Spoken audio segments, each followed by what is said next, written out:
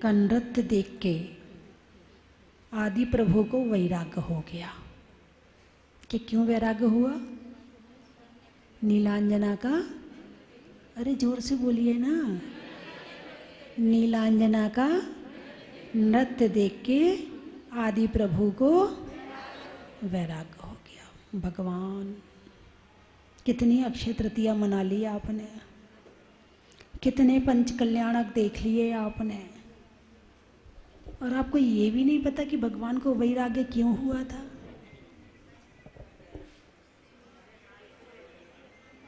एक भाई बोले, नीलांजना का नृत्य देख के वैराग्य हुआ था प्रभु को, इसलिए मैं टीवी में इस समय की अप्सराओं का नृत्य देखता हूँ, शायद मुझे भी कभी।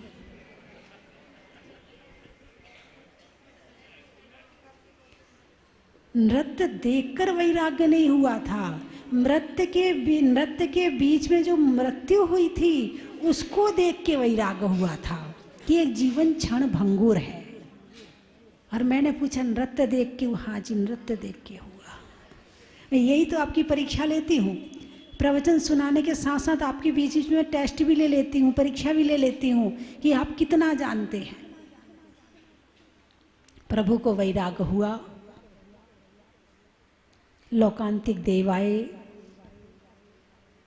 वैराग्य का अनुमोदन किया, दीक्षा लेने वन में गए, दीक्षा ले ली। चैतवदी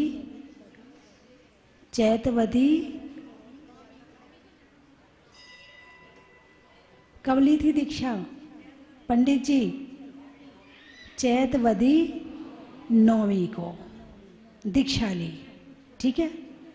दीक्षा लेने के बाद उनके साथ 4000 राजाओं ने भी दीक्षा ली। महापुरुष गता स्वपंथा, महापुरुष जिस रास्ते पर चलते हैं सामान्य पुरुष भी उस रास्ते पर चलते हैं। ये देख करके वैराग्य नहीं आया था, अन्य राजाओं को वैराग्य नहीं आया था। उन्होंने तो केवल ये दीक्षा ले रहे हैं तो हम भी दीक्षा लेंगे, और इस वजह से उन्होंने दीक्षा ले ली। अब प्रभु के संस्कार तो कई जन्मों के थे, छायिक सम्यक दृष्टि थे, ज्ञानी थे, तीर्थंकर थे, मोक्ष जाने वाले जीव थे, उन्हें तो ध्यान लगाना आता था। उन्होंने दीक्षा ली और 6 महीने के लिए ध्यान में खड़े हो गए, संकल्प लेकर कि 6 महीने के पहले अब मैं नहीं उठूंगा, 6 महीने तो मुझे खड़ा होना ही है। 1 दिन हुआ, 2 दिन हुआ, 3 दिन हुआ। जो अन्य राजा थे उन्होंने देखा, अच्छा हमारे महाराज आंख बंद करके खड़े हैं, वो भी आंख बंद करके खड़े हो गए। अब झूठ मूठ को आंख बंद करके कितनी देर खड़े रहोगे? ध्यान अंदर लग जाए तो ये पता ही नहीं चलता है कि हम आंख बंद है या खुली है, कुछ भी पता नहीं चलता है। लेकिन ध्यान ना लगे तो एक एक आवाज़ का एहसास होता है, कि किसी की पदचाप हो तो वो भी सुनाई पड़ती है, सब कुछ पता चलता है, भले तुम्हारी आंख बंद हो, लेकिन दिमाग तो बाहर ही है। अब उन्हें तो ध्यान लगाना आता नहीं था। उनने 1 दिन 2 दिन वो भी खड़े रहे, फिर आँख खोल के देखा अभी भी खड़े, वो फिर खड़े हो गए, फिर खोल के देखा अच्छा अभी भी खड़े, वो फिर बंद करके खड़े हो गए। अब उन्हें भूख लगी, प्यास लगी, उन्होंने देखा महाराज भूख लग रही है हमें। अब आहार का तो ज्ञान नहीं था कि कैसे मुनिराज आहार को उठते हैं, कैसे। महाराज ने तो उन्हें तो वैराग गाया और दीक्षा लेके खड़े हो गए, कोई उपदेश नहीं, कोई उपदेश नहीं। तो अब जो अन्य जो मुनिराज बने थे, अब उन्हें दीक्षा का ज्ञान तो था नहीं। अब उनने सोचा प्यास तो बहुत लग रही है, तो एक ने हिम्मत करी, चलो ये नदी बह रही ना, पानी पीते हैं, जाके पानी पी लिया। दूसरा बोला अच्छा जब तुम पानी पी सकते हो तो हम फल भी खा सकते हैं, तो उनने पेड़ों के फल तोड़ लिए। अब बोले, अब वहाँ का जो वन देवता था उसने देखा कि ये तो मामला गड़बड़ है, तो क्या करें। फिर उन्हें डांटा, बोले यदि तुम्हें खाना और पीना है तो इस वेश में खाओ पियो मत, अपना वेश बदल लो। तो जंगल में जो पत्ते थे, वो चीज़ें थी, वो लपेट ली।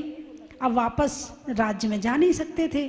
चक्रवर्ती भरत था तो उसके शासनकाल में ये सब चलने वाला नहीं था, तो वहीं वो पत्ते वत्ते लपेट के वहीं रहने लगे, नदी का पानी और जंगल के फल खाने लगे। और जब उनने देखा कि वो तो उठ ही नहीं रहे हैं, तो उनने अपने हिसाब से धर्म चलाना शुरू कर दिया कि भाई धर्म तो यही है जो हम कर रहे हैं, ऐसे ही पत्ते लपेट लो, ऐसे ही पानी पी लो और ये फल खा लो, यही धर्म होता है। इससे बड़ा धर्म दुनिया में नहीं होता। मारीची भी था उनमें, वो भी भटक गया, 363 मत चला दिए। पंचम काल हुंडाओ सर्पणी काल के प्रभाव से 363 मत चल गए। जब तक भगवान महावीर बने, मारीची का जीव कौन था? भगवान महावीर का जीव था। अब 6 महीना पूरा हुआ, आँख खोली, आहार के लिए उठे।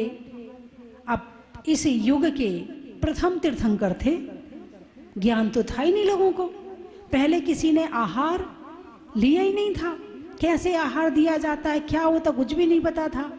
तो निकले आहार के लिए, सारे गांव में घूम के आए, पड़गाहन की विधि पता नहीं थी, तो आके फिर वापस ध्यान में बैठ गए। अब लोग कहें पता नहीं क्या हो गया। फिर दूसरे दिन फिर उठे, फिर घूम के आए, लोग अपने अपने घरों में खड़े, कोई कह रहा महाराज आओ भोजन कर लो, कोई कह रहा आओ महाराज खाना खा लो, कोई कह रहा महाराज आओ हमारे फल खा लो। लेकिन महाराज तो अब ऐसे खाने वाले नहीं है, विधि पूर्वक। अब 6 महीने तक, कब तक? अभी जो हिसाब लगाया था तो 7 महीने 8 दिन तक आहार नहीं मिला। 6 महीने तो ध्यान में थे और 7 महीने 8 दिन आहार मिला नहीं। क्यों नहीं मिला? अरे बोलिए ना, विधि नहीं मिली। क्यों नहीं मिला? बिल्कुल ठीक बात है, विधि नहीं मिली इस कारण से। कोई और कारण कोई जानता नहीं था, है ना। ये कारण तो बहिरंग था, अंतरंग कारण कर्म था। अंतरंग कारण लाभांतराय कर्म का उदय चल रहा था। क्यों? उनने किसके लाभ में बाधा डाली थी? वाह, इतना तो ज्ञान है आपको। बैलों के मुंह पर मूसिका लगवा दिया था, बांधने का उपदेश तो दे दिया था मगर खोलने का नहीं दिया था, क्योंकि 80-80 कृषि आदि की शिक्षा उन्होंने दी थी। तो कृषि करते हुए जो बैल होते थे वो खा जाते थे, जो भी उगता था वो खा जाते थे। बोले क्या करें? बोले इसके मुंह पे मूसिका बांध दो।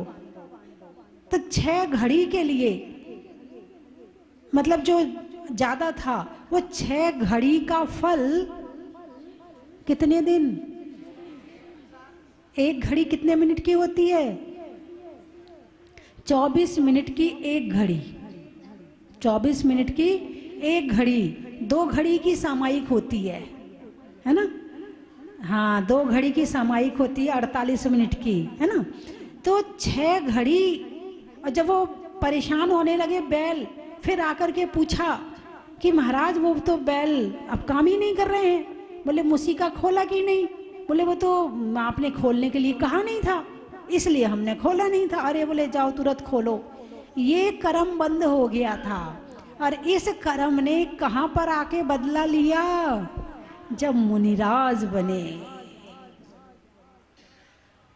यहाँ की जो न्याय व्यवस्था, भी एक दिन मुरैना में जेल में प्रवचन करने में गई थी, तो वहाँ मैंने उनसे कहा कि यहाँ आपने जो अपराध किया है वो आपको सज़ा वो यहाँ वालों ने दे दी, आपको यहाँ के प्रशासन ने, यहाँ की अदालत ने आपको सज़ा दे दी है, लेकिन मुझे नहीं लगता कि अभी सज़ा पूरी हुई है। अभी कर्म की सज़ा तो बाकी है।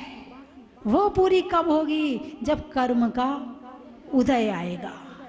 यानी यहाँ की सज़ा में हो सकता रिश्वत दे के छूट जाओ, यहाँ की सज़ा में गवाही झूठी दे दो तो छूट जाओ, यहाँ की सजा में कोई पहचान वाला हो तो बच जाए, लेकिन कर्म एक ऐसी चीज है, इसकी अदालत से तीर्थंकर भी नहीं बचे। हम और तुम तो बहुत छोटी चीज है। कर्म तीर्थंकरों को भी नहीं छोड़ते। कर्म ना बच्चा देखता है, ना बूढ़ा देखता है, ना जवान देखता है। कर्म ना नारकी देखता है, ना देवता देखता है, और ना त्रियंच देखता है। कर्म तो जैसा करोगे वैसा फल पाओगे ही पाओगे। इस कर्म की व्यवस्था से बड़ा व्यवस्थापक दुनिया में कोई दूसरा नहीं है। यहाँ की आंखों में धूल झोंककर हम बच सकते हैं, मगर कर्म की आंखों में धूल नहीं झोंक सकते हैं। जो तीर्थंकर को नहीं छोड़ते वो हमें क्या छोड़ेंगे। तीर्थंकर कितनी बड़ी पोस्ट है, कितना बड़ा पद है। दुनिया का, संसार का, तीनों लोकों का सबसे बड़ा पद है तीर्थंकर का, और कर्म उन्हें भी नहीं छोड़ता है, तो हम तो किस खेत की मूली है। एक एक कर्म हिसाब करता है, एक एक हिसाब। यहाँ पर किसको सजा दी जाती है? जिसका अपराध पकड़ में आ गया है ना? किसका? जिसका अपराध पकड़ में आ गया है, देख लिया है, कैमरे में कैद हो गया है, उसको सजा मिल जाएगी, और जिसका पकड़ में नहीं आया है वो छूट जाएगा। लेकिन कर्म व्यवस्था तो तुम्हारे मन के अंदर का भी जान लेता है। तुमने वचनों से कहा कि मन से किया कि शरीर से किया, तीनों का अलग अलग दंड देता है। किसी के से डरो या ना डरो, डरना हो तो केवल कर्मों से डरना। कोई तुम्हारा कुछ नहीं बिगाड़ेगा, बिगाड़ने वाले कर्म हैं, और सुधारने वाले भी कर्म है। अब 13 महीना 8 दिन हो गए। धैर्य, क्या? धैर्य, समता पहला गुण है साधु का। गुस्सा नहीं आया। इतना भी नहीं पता आहार कैसे दिया जाता है, इतना भी नहीं जानते आहार कैसे दिया जाता है। नहीं, कोई क्रोध नहीं। कितना समय निकल गया? 13 महीने 8 दिन। लेकिन समता, यदि एक उपवास करो और दूसरे दिन तुमको सही खाना ना मिल पाए, गुस्सा आ जाता है। भले आता है नहीं आता है, एक आसन करना है और एक आसन करने में तुम्हारे हिसाब का भोजन ना बने, गुस्सा आ जाता है। लेकिन वहां 13 महीना के बाद भी शांति शांति शांति। उपवास क्या है? खुद की परीक्षा का एक काम है। खुद की परीक्षा ले रहे उपवास करके हम, कि उपवास किया है तो हमारे अंदर समता है कि नहीं है, हमारे अंदर धैर्य है कि नहीं है, हम सहनशील है कि नहीं है, ये उपवास बताता है। यदि उपवास के समय आपने धैर्य रख लिया तो समझना आप परीक्षा में पास हो गए, और उपवास में आपने गुस्सा कर लिया तो समझना परीक्षा में फेल हो गए। राजा श्रेयांश, रानी और राजा सोम 9 भाव पहले, राजा वज्रजंग और रानी श्रीमती के जीव थे। जो काम आज आप कर रहे हो तो ये मत सोचना कि केवल आज ही है। इस काम के संस्कार कितने भाव तक चलेंगे ये आपको नहीं पता है। कितने भाव तक अच्छे काम के, बुरे भी जाएंगे और अच्छे भी जाएंगे, दोनों ही संस्कार साथ जाते हैं। अब आप क्या होता है कि जब छोटे होते हैं तो बच्चों को किसी को कुछ अच्छा लगता है, किसी को कुछ अच्छा लगता है, किसी को मंदिर जाना अच्छा लगता है, किसी को जाना नहीं लगता है। क्यों भाई, ऐसा क्यों? मंदिर जाना पुराने संस्कार, भाई मंदिर जाना है, प्रवचन सुनना है, साधुओं की सेवा करना है, ये करना, पुराने संस्कार। पुराने संस्कार नहीं है, वर्तमान में पुरुषार्थ करो तो संस्कार डालो ताकि ये संस्कार आगे काम आए। और राजा वज्रजंग और रानी श्रीमती ने 9 भाव पहले आहार दिया था। कितने भाव पहले? 9 भाव पहले। अब वो संस्कार यहाँ काम आएंगे। वहां पर भरत चक्रवर्ती ने स्वप्न देखा, राजा श्रेयांश ने स्वप्न देखा कि उनके आंगन में कल्प वृक्ष, सुमेरु पर्वत। पूछा इसका फल क्या है? बोले आज कल्प वृक्ष का मतलब जो सब लोग परेशान हो रहे हैं कि प्रभु आहार क्यों नहीं ले रहे हैं, आज उनका आहार होगा। स्वप्न में पहले पता चल गया। और इतने सारे देवता जिनने गर्भ कल्याणक मनाया, जिनने जन्म कल्याणक मनाया, जिनने तप कल्याणक मनाया, क्या उन्हें पता नहीं था कि आहार कैसे दिया जाता है?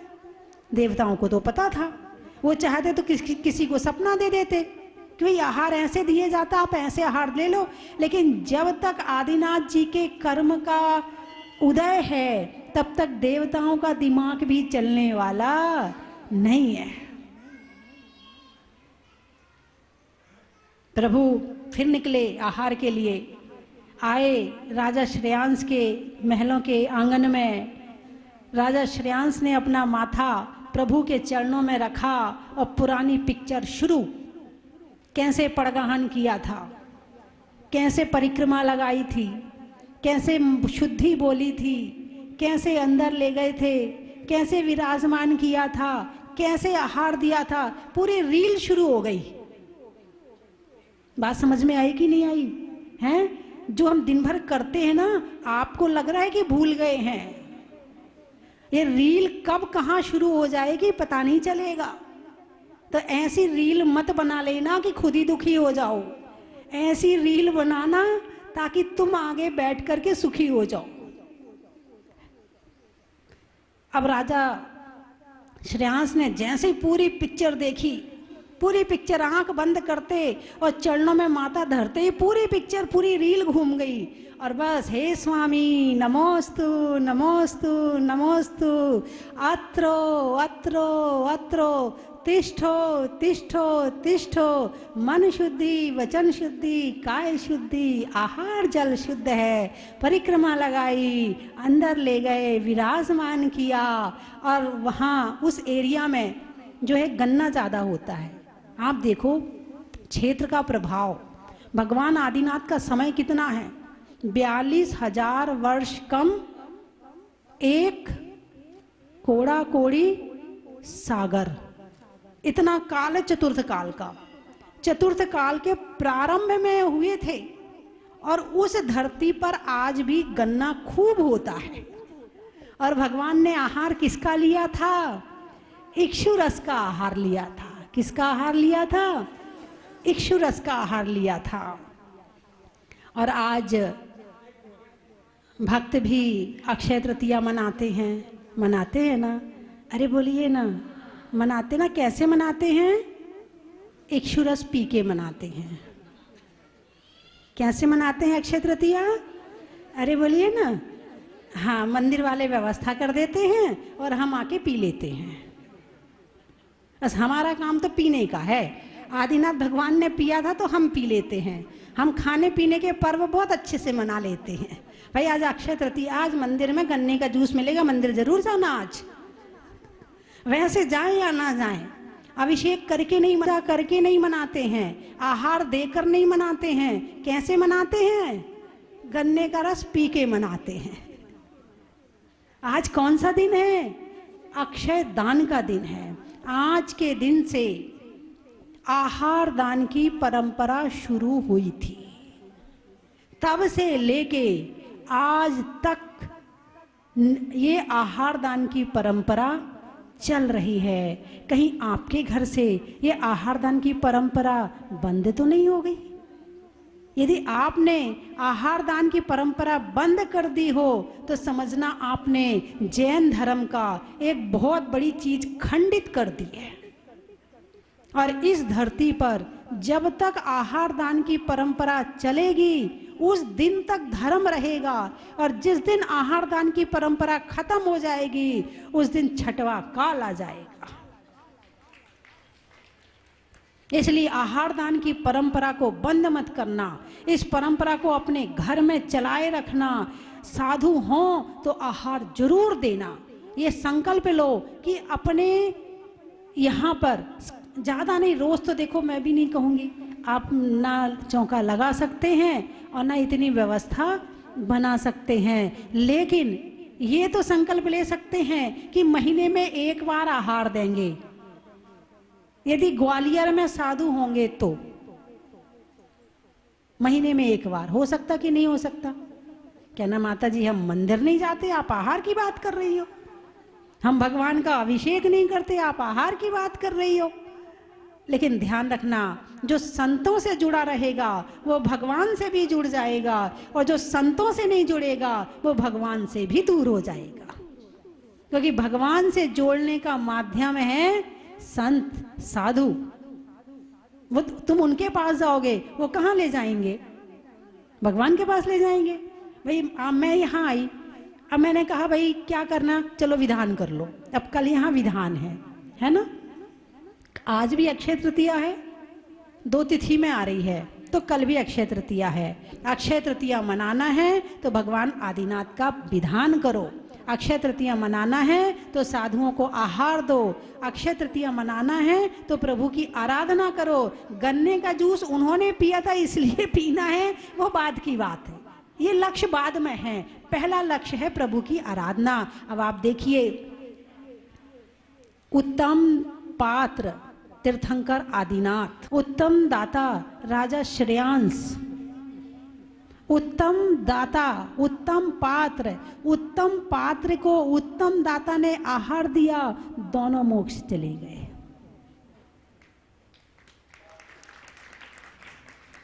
और आहार दान का फल क्या है? भोग भूमि।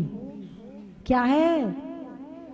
एक कर्म भूमि में तो कितना पसीना बहाना पड़ता है, इस कर्म भूमि में तो कितनी मेहनत करनी पड़ती है। लेकिन आहार दान का फल जो है, वो आहार दान का फल है भोग भूमि। बिना प्रयास किए, बिना मेहनत किए, भोगों की सामग्री जो भी आप चाहते हैं वो कल्प वृक्ष के माध्यम से मिल जाए, उसको कहते हैं भोग भूमि। और वो मिलती है आहार दान के फल से। देशों में रूस का, सेठों में कंजूस का, और अक्षय तृतीया पर गन्ने के जूस का। वो कैसी ताली बज रही, देखो जरा। इतनी देर से आहार की बात कर रही थी तब ताली नहीं बजाई कि आहार देना चाहिए, तब ताली नहीं बजी जहां जूस की बात आई। सावन में बिया का, राम की सिया का, और आज अक्षय तृतीया का। चलने में पाथ का, मित्रों में साथ का, और तीर्थंकरों में आदिनाथ का, साधुओं में बिहार का, सोचने में विचार का, और आज होने वाले भगवान आदिनाथ के आहार का।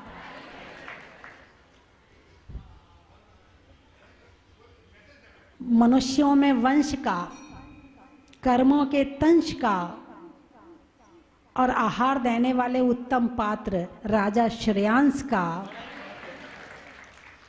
नाव में खेने का, प्रभु नाम लेने का, और गुरुओं को आहार दान देने का।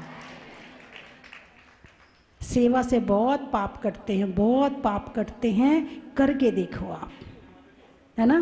पापों को भगाने का ये बड़े छोटे छोटे से उपाय हैं। आपका वो ज्योतिषी कहता है सूरज को जल दो, इसको ये करो, उसको घास डालो, उसको ये करो, ये उड़द डालो। अरे गुरुओं का आशीर्वाद ले लो, भगवान की कृपा ले लो, सारे ग्रह खत्म हो जाएंगे। जैन धर्म में तो कहीं जाने की जरूरत ही नहीं है ना। लगाने में नारा का, आकाश में तारा का, और अब होने वाली भगवान की शांति धारा का।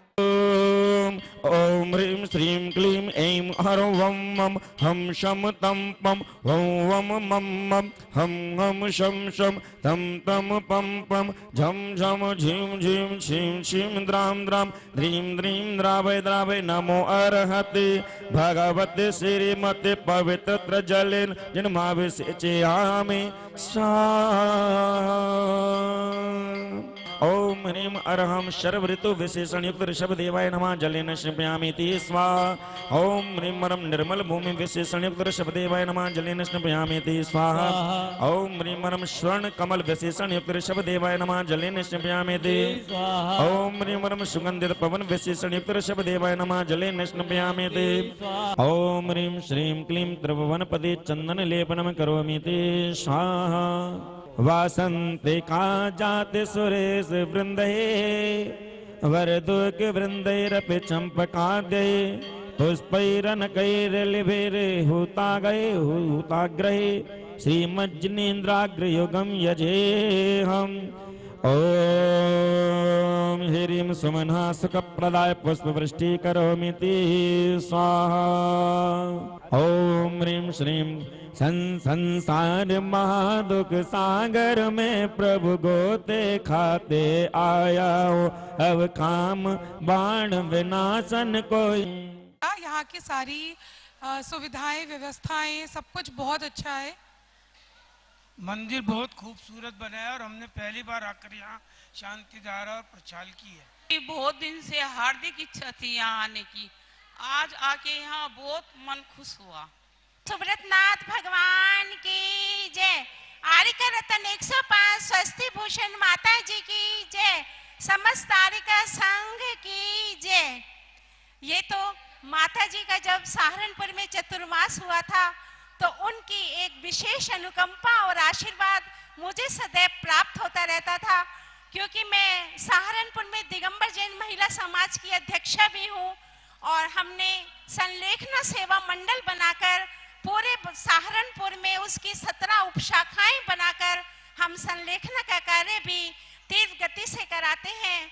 और जिनवाणी माँ का तो हमने सहारनपुर के बड़तला यादगार के एक मंदिर से प्रारंभ करा और उसमें जो आनंद की अनुभूति हुई उसको देखकर बस हम तो किसी भी योग्य नहीं, ये तो 3 लोक के नाथ का और गुरुवर का आशीर्वाद है कि हम जिनवाणी की जो हमारी धरोहर है उसकी संरक्षा का, उसकी हमने मन में विचार आया कि प्रत्येक दिगंबर जैन मंदिर में हमारी जिनवाणी माँ सुरक्षित, सज्जित और व्यवस्थित हो।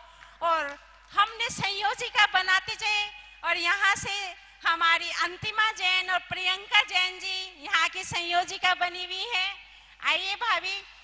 और हमारे पूरे भारतवर्ष में 2885 से अधिक दिगंबर जैन मंदिरों की हम संयोजिका बना चुके, जिसमें 157 तीर्थ क्षेत्र अतिशय क्षेत्र सम्मिलित है।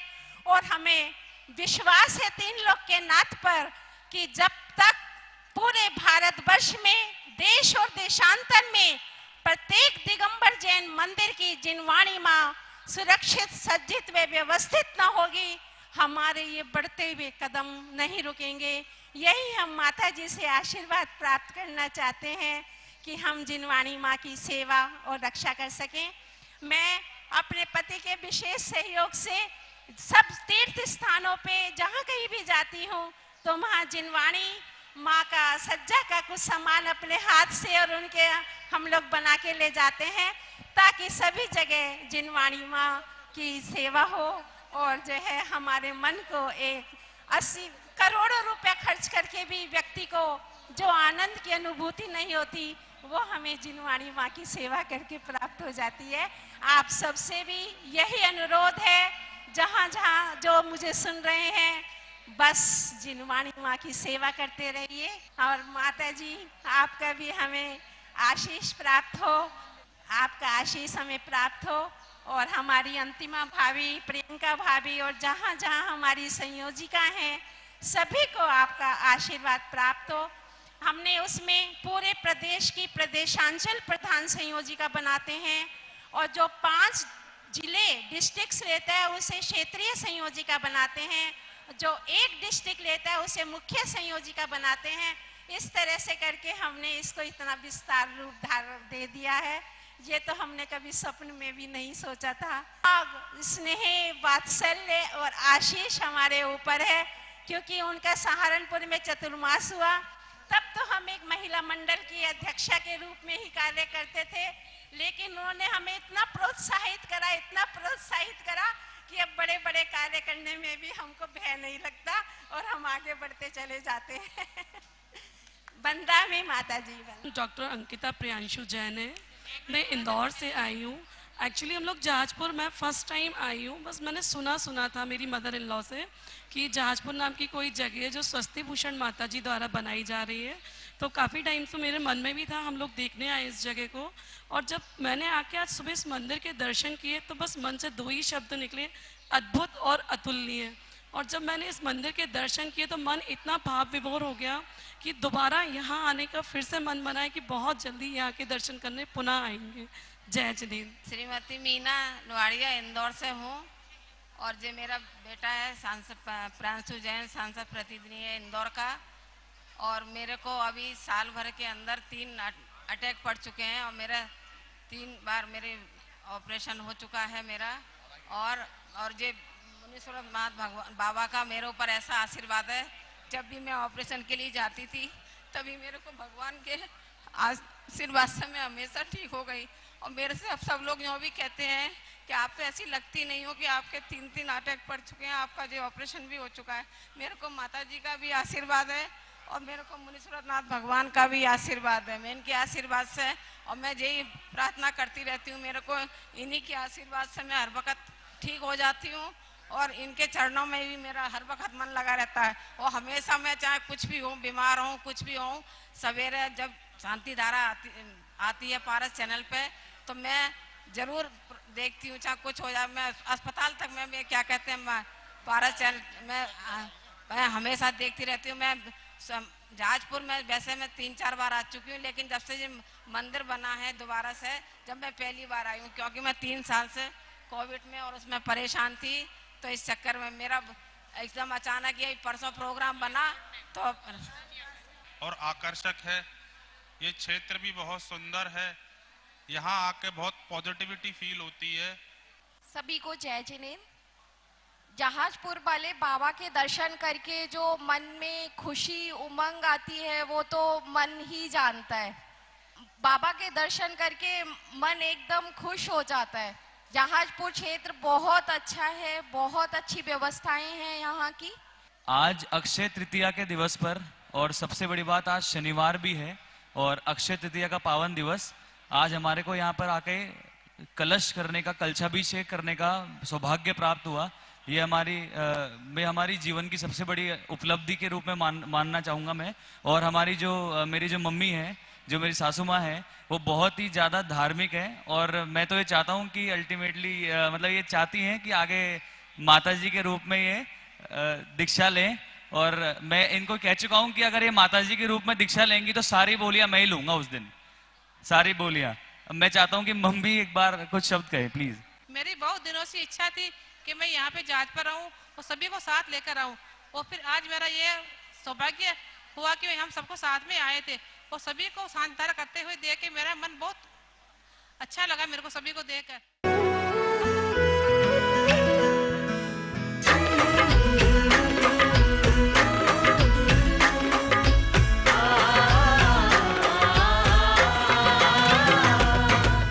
चन की थाल को सजाओ रे आज, रत्नों की थाल को भर लाओ रे आज।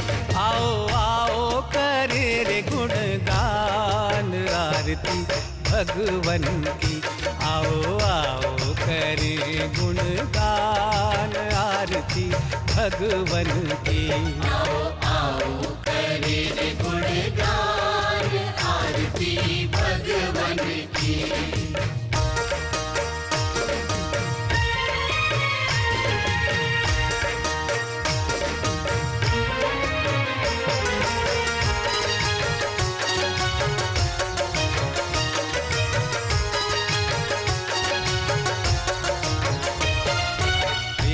सुमित्र के राज दुलारे, माँ पद्मा जी के नैनों के तारे। पिता सुमित्र के राज दुलारे, माँ पद्मा जी के नैनों के तारे।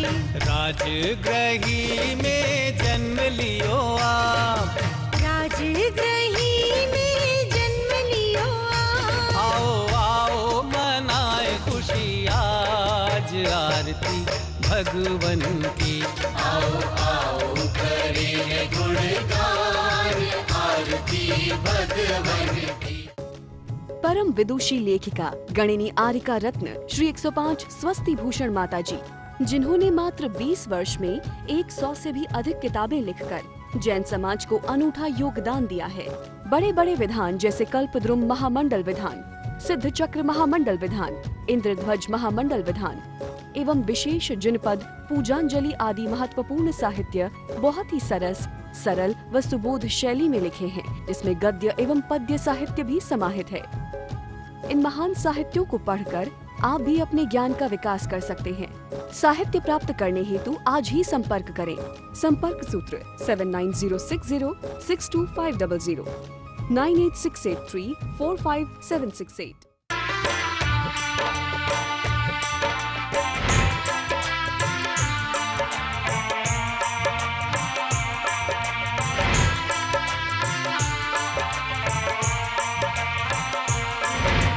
चलो रे चलो रे चलो चलो रे चलो रे चलो चलो जहाज